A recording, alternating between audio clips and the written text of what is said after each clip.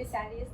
J'ai peur qu'on puisse avoir des prédispositions quelconques pour une maladie génétique à cause de ton frère, de mon cousin et de mon âge avancé. C'est une bonne idée, on est mieux de prendre aucune chance. Allons-y. Alors, bonjour à vous deux. Donc, j'ai observé votre dossier attentivement et je vois que vous avez de la fibrose kystique ainsi que la trisomie 21 dans vos familles respectives. En plus de tout ça, vous avez écrit dans votre questionnaire que vous fumiez tous les deux régulièrement. Je vais être honnête avec vous, là, ce sont deux facteurs qui vont faire en sorte que votre futur enfant soit peut-être d'une maladie génétique. Mais je vais prendre le temps de vous expliquer tout ça. Dans cette capsule, nous aiderons à répondre aux nombreux questionnements du couple qui souhaite en savoir plus sur les maladies génétiques. À la fin de cette capsule, vous en saurez donc plus sur 3 différentes maladies génétiques, sur la fibrose kystique, la trisomie et le spina bifida, en plus d'en savoir plus sur les moyens de dépistage de ces maladies génétiques. Mais en fait, c'est quoi les maladies génétiques? C'est une très bonne question. Il existe de nombreuses maladies génétiques, mais voici les 3 plus fréquentes. Donc, tout d'abord, la première maladie génétique dont nous allons parler aujourd'hui est la fibrose kystique ou la mucoviscidose de son nom scientifique. La fibrose kystique est une maladie génétique qui touche principalement les voies respiratoires et digestives. C'est la maladie génétique la plus présente au Canada. Les symptômes vont soit apparaître très tôt dès l'enfance. Elle n'est pas contagieuse pour une personne saine, mais elle peut être contagieuse entre 2 personnes atteintes de la mucoviscidose. La fibrose kystique est causée par la mutation d'un gène sur le chromosome 7, le CFTR, qui est responsable de la création d'un canal transmembranaire. Transmembranaire qui signifie passer à travers la membrane d'une cellule pour lésion chlorure. Ce canal va être présent dans les bronchioles, qui sont les cellules qui tapissent les voies respiratoires. Ce canal permet d'expulser les ions chlorure à l'extérieur du cytoplasme, et donc à l'extérieur de la cellule, pour qu'il se retrouve dans le mucus, qui est lui aussi présent sur les voies respiratoires. Et cela va donc permettre au mucus de bien s'écouler. Chez les personnes atteintes de la fibrose kystique, la mutation du gène fait en sorte que ce canal ne sera pas créé. Les cellules ne peuvent donc pas se départir de leurs ions chlorure, ce qui fait qu'il va y avoir une plus grande concentration d'ions dans la cellule plutôt qu'à l'extérieur de la cellule dans le mucus. Les molécules d'eau vont donc traverser dans la cellule là où la concentration est plus forte, ce qui fait que le mucus va devenir plus épais et beaucoup plus difficile à s'écouler. L'air va donc avoir de la misère à circuler, ce qui va favoriser la croissance des bactéries. Un cercle vicieux va alors apparaître dans lequel les infections à répétition vont emmener des sécrétions qui vont emmener de nouvelles infections et ainsi de suite. Donc, les principales conséquences de cette maladie sont pour les voies respiratoires une toux grasse et chronique, une respiration sifflante et un essoufflement au moindre effort, ainsi que des infections à répétition. Au niveau des voies digestives, les principaux symptômes sont des douleurs abdominales, des problèmes intestinaux, une faible gain de poids ainsi qu'un retard de croissance. Il n'est pas encore possible de traiter cette maladie, mais un diagnostic précoce permet une meilleure qualité de vie à la personne. Et si la maladie est beaucoup trop avancée, il est toujours possible de faire une greffe de poumon, même si c'est risqué. Vous avez sans doute déjà entendu parler de la trisomie 21, aussi connue sous le nom du syndrome de Down. Mais il existe aussi 2 autres types de trisomie, soit la trisomie 18 et la trisomie 13. Chaque type de trisomie est causé par un chromosome surnuméraire, soit un chromosome 13, un chromosome 18 et un chromosome 21. La trisomie 13 est observée chez près d'un nouveau-né sur 10 000. Les premiers symptômes sont visibles quand l'enfant est encore dans le ventre de sa mère. Les fœtus atteints sont souvent peu actifs. À la naissance, les bébés sont souvent très petits. Le cerveau ne se développe pas complètement et leur visage est déformé. Aussi, environ 80% des enfants atteints possèdent des malformations cardiaques sévères. Les enfants atteints souffrent aussi d'un grave déficit intellectuel. Malheureusement, cette maladie est incurable et c'est seulement moins de 10% qui survivent plus d'1 an et la majorité décèdent d'avoir atteint l'âge d'un mois. Dans le cas de la trisomie 18, c'est un nouveau-né sur 6 000 qui est atteint. Par contre, les femmes qui portent un enfant atteint de ce type de trisomie souffrent souvent de fausses couches. Comme dans la trisomie 13, le fœtus est souvent peu actif à l'intérieur de l'utérus. Au moment de la naissance, les bébés sont généralement très petits car les muscles et les tissus adipeux sont très sous-développés. Plusieurs anomalies physiques sont fréquentes. Les pieds et les mains peuvent également être mal formés et les ongles sont sous-développés. Les organes internes présentent également des malformations. Ce type de trisomie est également incurable. 50% des bébés touchés meurent au cours de leur première semaine de vie. et moins de 10% survivent jusqu'à l'âge d'1 an. Cependant, les enfants qui survivent restent avec un retard de développement et des handicaps très importants. Récemment, la survie des enfants atteints de la trisomie 18 s'est améliorée, mais ils possèdent un risque élevé de développer des tumeurs. La trisomie 21 ou encore le syndrome de Down est le type de trisomie le plus connu. C'est aussi la forme de trisomie la plus fiable, puisque la majorité des enfants atteints vont survivre jusqu'à l'âge adulte. Cependant, plusieurs femmes peuvent aussi être victimes de fausses couches.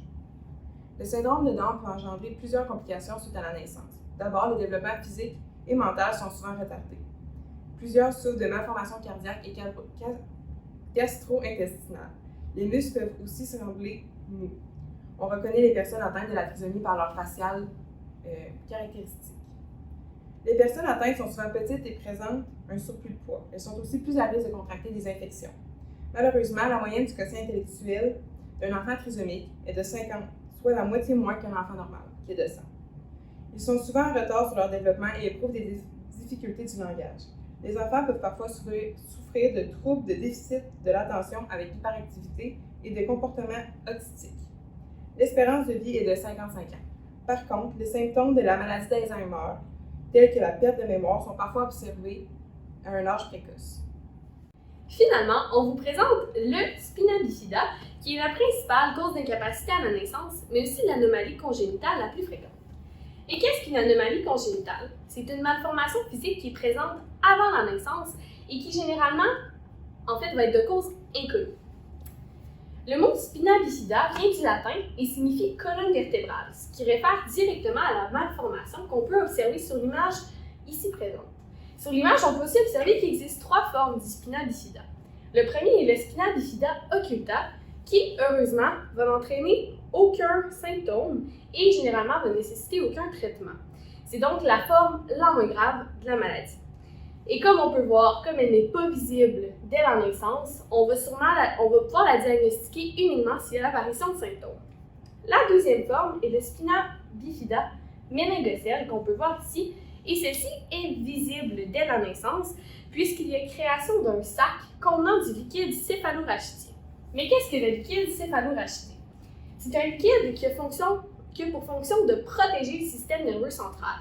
Il va donc être présent dans une partie de notre cerveau nommée l'encéphale, mais aussi tout autour de notre moelle épinière dans notre colonne vertébrale. Comme on peut l'observer dans la photo, il y a vraiment le sac contenant le liquide, sauf que, comme la moelle épinière n'est pas touchée, la moelle est représentée en jaune ici, il n'y aura pas de symptômes ni de conséquences neurologiques. Par contre, pour la forme la plus grave, qui est aussi la dernière forme du spina bifida, le spina bifida myéloméningocèle, la moelle épinière est vraiment touchée par la malformation, ce qui fait en sorte que ça entraîne de nombreuses complications, incluant des troubles neurologiques importants comme la paralysie des jambes et un dysfonctionnement de la vessie de l'intestin, en plus, dans 80% des cas, une hydrocéphalie. Malheureusement, il n'existe aucun remède pour le spina bifida, encore moins lorsqu'il y a des dommages neurologiques. Par contre, dans les 72 heures suivant la naissance, il y a possibilité d'avoir recours à une intervention chirurgicale qui permet de réparer les lésions ou les ouvertures à la colonne vertébrale. De plus, même s'il n'existe aucune cause définie par les scientifiques, ceux-ci ont quand même été capables de faire certains liens. En fait, le spina bifida pourrait être causé par un manque d'acide folique entre la 3e et 4e semaine de grossesse, ce qui fait en sorte que la majorité des médecins vont recommander la prise d'acide folique pendant le premier trimestre de grossesse. Wow, c'est vraiment intéressant. Mais alors, est-ce qu'il est possible de dépister ces maladies à l'avance? Si oui, comment? Toutes ces maladies génétiques sont dépistables grâce au Programme québécois de dépistage prénatal. La première étape est le dépistage biochimique.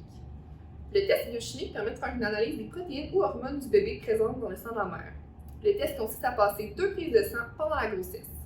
Une première entre la 10e et 13e semaine de grossesse et une seconde entre la 14e et 16e semaine de grossesse. Si le test indique une probabilité faible, on arrête cela. Mais si le test indique une probabilité élevée, on passe à la deuxième étape, qui est le test génomique non invasif. Le test génomique consiste à prendre une prise de sang chez la mère afin d'analyser des fragments d'ADN provenant du placenta. Donc, si le test génomique indique une probabilité faible, on arrête cela. Si le test génomique indique une probabilité élevée, on passe à l'amniosynthèse. Mais qu'est-ce que l'amniosynthèse? C'est un test qui consiste à introduire une fine aiguille dans l'abdomen de la femme enceinte afin de récolter une petite quantité de liquide amniotique qui entoure le bébé. Ce liquide contient les cellules du bébé et l'amniosynthèse permet d'analyser les chromosomes des cellules, en fait. Donc, il y a deux choses qu'on peut faire avec l'amniosynthèse. Soit on peut, en quelques heures, savoir si le bébé est atteint de trisomie, ou sinon on fait la culture des cellules pour obtenir plus d'informations sur son matériel génétique. Même si ce test-là est très efficace, il y a beaucoup de complications possibles. En effet, le risque principal, c'est la fausse couche. Ce risque est d'environ une fausse couche par 300 femmes, donc c'est énorme. C'est pour ça qu'on passe par tout ce chemin-là avant d'y aller avec l'amniosynthèse. Il y a d'autres complications possibles, comme une perte légère du liquide amniotique, des contractions de l'utérus et des douleurs abdominales. Donc maintenant, les 3 maladies qu'on a parlé, elles sont dépistables dans quel stade? Premièrement, le spina bifida, les cas sévères sont détectables à l'échographie, mais les cas moins sévères peuvent être détectés à l'aide d'une prise de sang suivie d'une amniosynthèse. On mesure la concentration d'alpha-photoprotéine, un marqueur d'anomalie neurologique. Pour la trisomie, on peut la détecter quelques heures après l'amniosynthèse, comme j'ai dit tantôt. Et on sait presque avec certitude si le fœtus est atteint ou non. Pour la fibrose kystique, c'est l'amniosynthèse encore qui révèle si le fœtus est atteint. En effet, les cellules sont mises en culture et observées au microscope. Cela prend quelques semaines. Alors voilà, vous savez tout ce qu'il y a à savoir sur les maladies génétiques. Merci beaucoup, docteur. Plaisir. Donc, mon amour, est-ce que tu crois qu'on devrait faire un test de dépistage? Est-ce qu'on est prêt à vivre avec un enfant possiblement avec une maladie génétique? On devrait prendre le temps de s'y réfléchir.